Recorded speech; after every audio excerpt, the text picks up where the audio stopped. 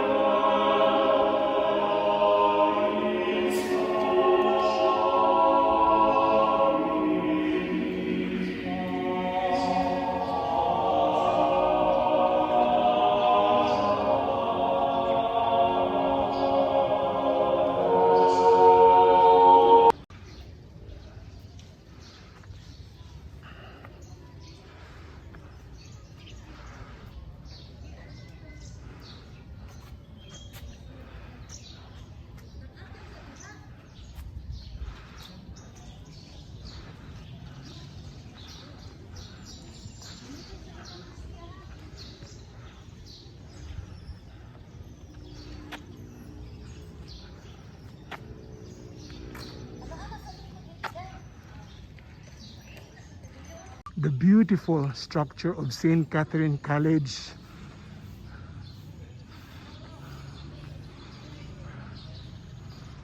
Built in 1921 po to. Itong facade, itong building na to, itinayo. This is known as the Fidel Coro Building. Fidel Coro Building was erected on September 15, 1921. At ito naman ang Centennial Building, built in 1905, St. Catherine College. Pero ang natira na lang yung niya, ito bago na to siya.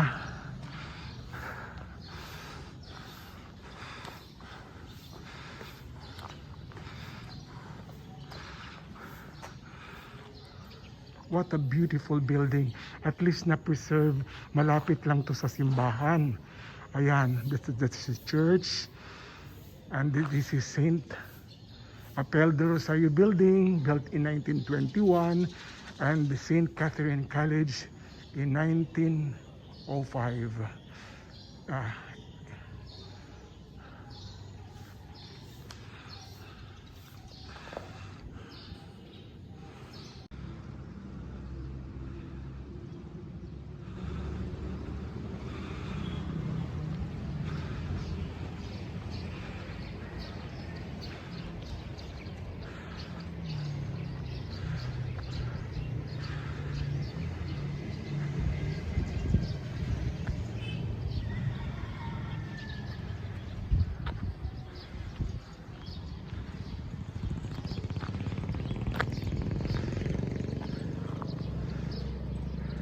Nakikita mo na ang mga structures, no?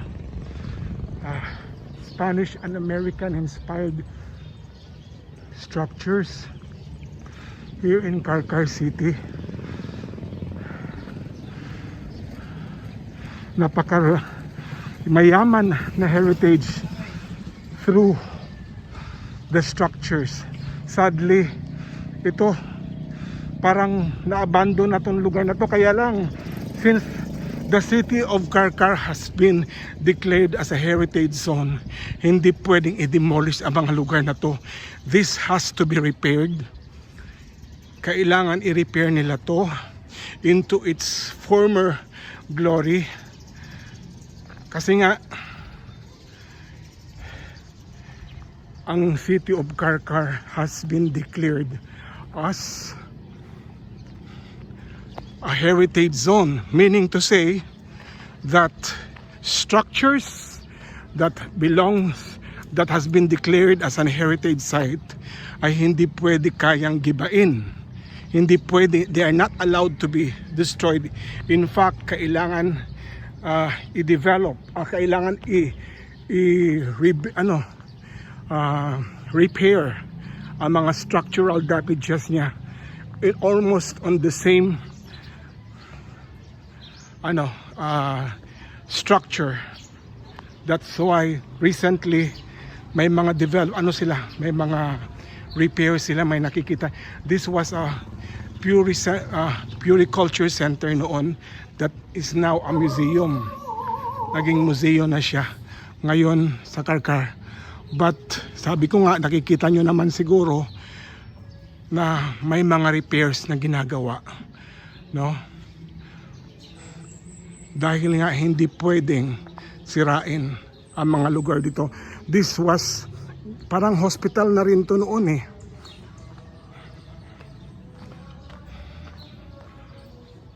Puriculture, ginawa tong panahon in 1920s na paanakan din, at the same time parang hospital way back in the 1920s. Ito, nakikita nyo to, ang mga structure na to. Obviously, dahil CARCAR was badly hit by the super typhoon Odette, yung roof niya talagang nasira. Kaya I'm definitely sure na ito'y na-abandon na ngayon. This was formerly yung office ng RTC, Regional Trial Court. No, naging original dito rin ang parang ano nila, City Hall noon. Kaya lang may bago na nga silang building. May ginawa na sila ng bagong building.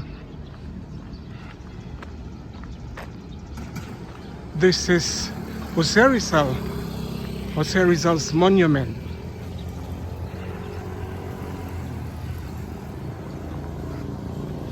Ito dating police station.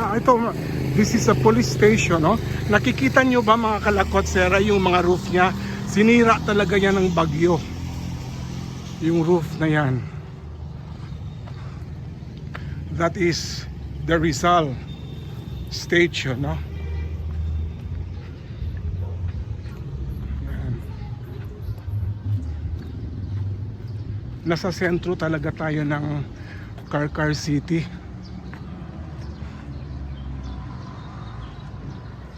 And dito, karamihan dito yung mga old houses, like as you can see, ito yung Upland Elementary School, oh. Ang Upland Elementary School, this one, nasa Poblacion CARCAR. This was built in 1905. Ayan.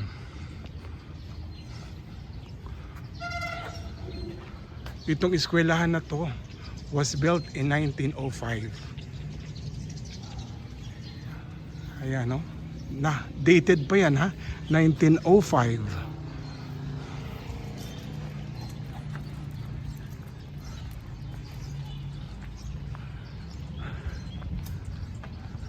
And may nakita pa akong parang kumbento. Dating kumbento. Puntahan natin, ha? Ayan, that's the one. Yung kumbento na nakita ko noon.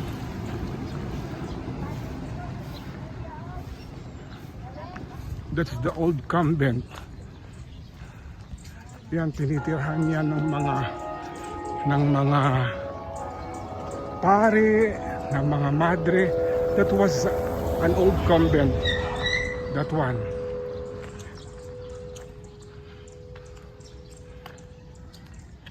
And I'm so curious about this place. Yan. Though I am not aware, ito rin ay makikita natin na sa poblasyon ng CARCAR. This one.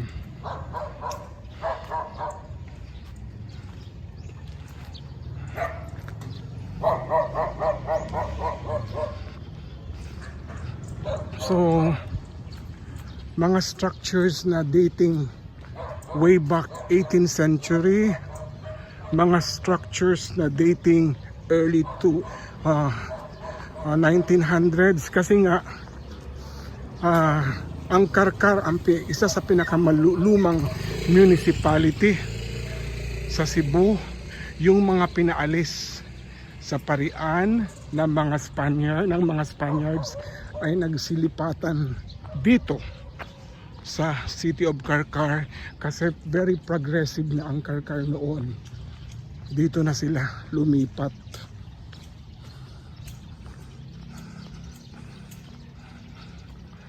Ito rin isang imahe ng Berhen sa barangay dito sa parke ng CARCAR.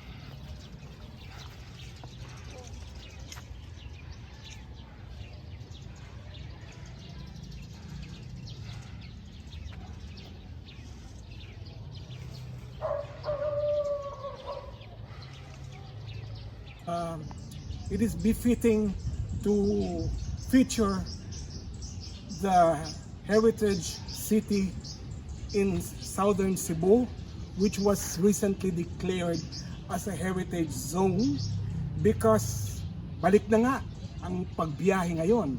Tourists from different regions can now visit the province of Cebu. At isa sa dapat nilang puntahan ay ang City of CARCAR, because this is the heritage city in the southern Cebu, and recently, through presidential decree, the city of CARCAR has become a heritage zone. Meaning to say, lahat ng mga old structures na to can never be demolished when in fact, dapat i-repair nila. Katulad nito. Ha? Tingnan nyo yan, ha? Dahil, ipakita. This one. Ang mga ganitong structure ay dapat i-repair and dapat ibalik sa old glory nila.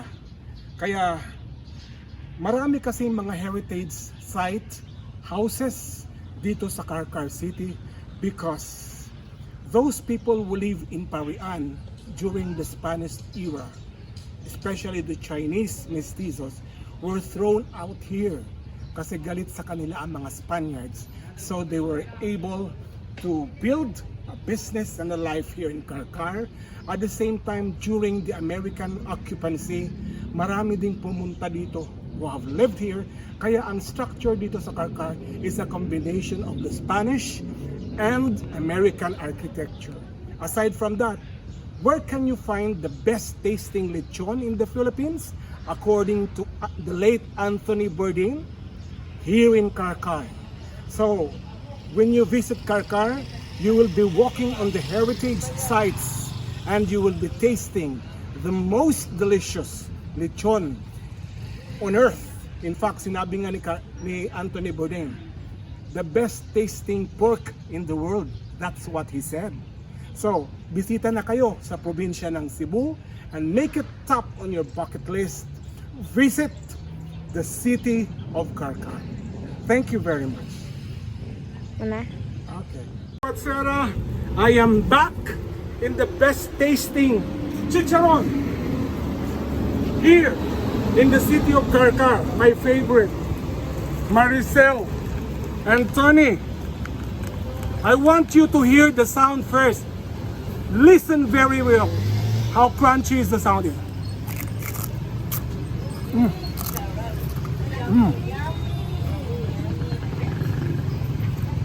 Partida pa yan. Wala pa yung suka, ha. Chicharon pa lang yan. So, kasi balik na ang mga biyahe ngayon. You can go to the south. Pwede na mag-trekking. Pwede na bisitahin ng Usmeña Peak. Pwede na bisitahin ng Simala. Pwede na mag-whale watching ng Butanding. Pwede na mag-island tour, sea tour sa Sumilon Island. But first, dapat magdala ng mga baon. Puntahan nyo ang Maricel and Tony. Anong dapat bilhin? Hindi kumpleto ang biyahe nyo sa Cebu pag wala kayong Maricel and Tony's chicharon. Subok na masarap. Subok sa sarap. Hindi ko kayo bubulahin sapagkat narinig nyo na, ha? Ha?